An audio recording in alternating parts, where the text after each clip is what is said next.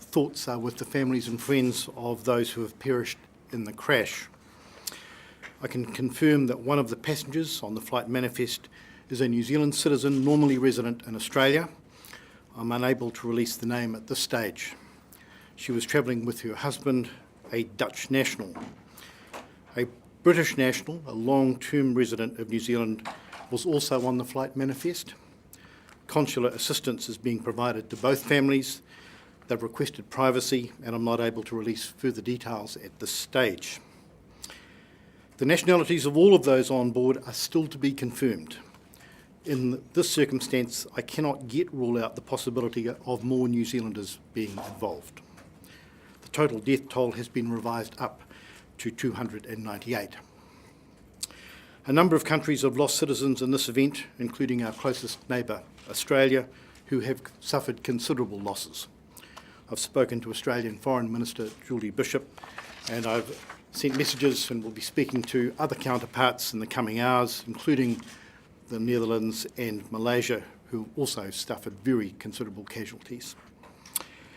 There's a mounting body of evidence that this civilian aircraft was deliberately shot down using sophisticated ground-to-air missiles.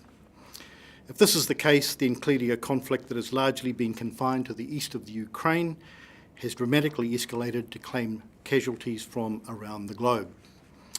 It is hard to find words to describe people who would carry out such a despicable attack. New Zealand stands with other affected countries in calling for a full and independent investigation into the circumstances of the crash, the identities of those who carried it out, and those who provided them with the means to carry out the attack.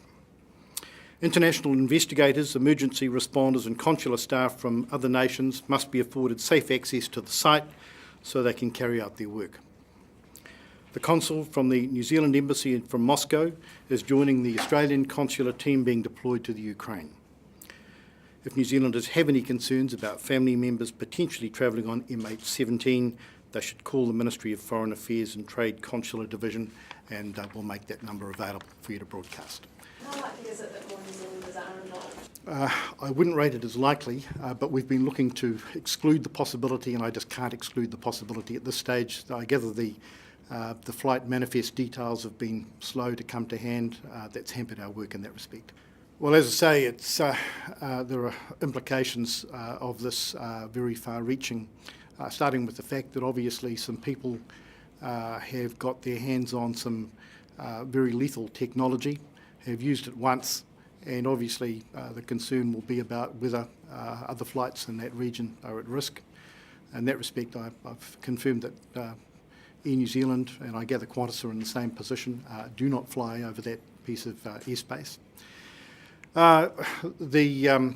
In terms of the relationship with Russia, I have asked the Acting Secretary of Foreign Affairs to call in the Russian ambassador this afternoon to make very clear the expectation of the New Zealand government that there will be every cooperation with independent investigators and with those carrying out consular work.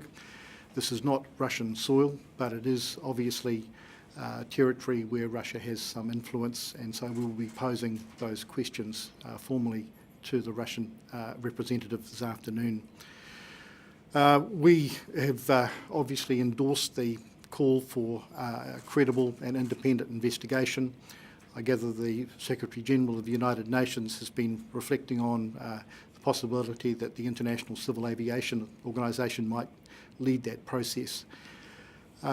Also, I can tell you that the members of the Security Council in New York are giving consideration to what resolution might appropriately be dealt with tomorrow, and since Australia is represented on the Security Council, that's one of the topics I touched on with Minister Bishop this afternoon. Will you be able to tell us more about the New Zealander on board? Quite soon. I understand that people have been working today to try and deal with the notification, and as I say, family members who have been contacted have asked for some privacy at this stage.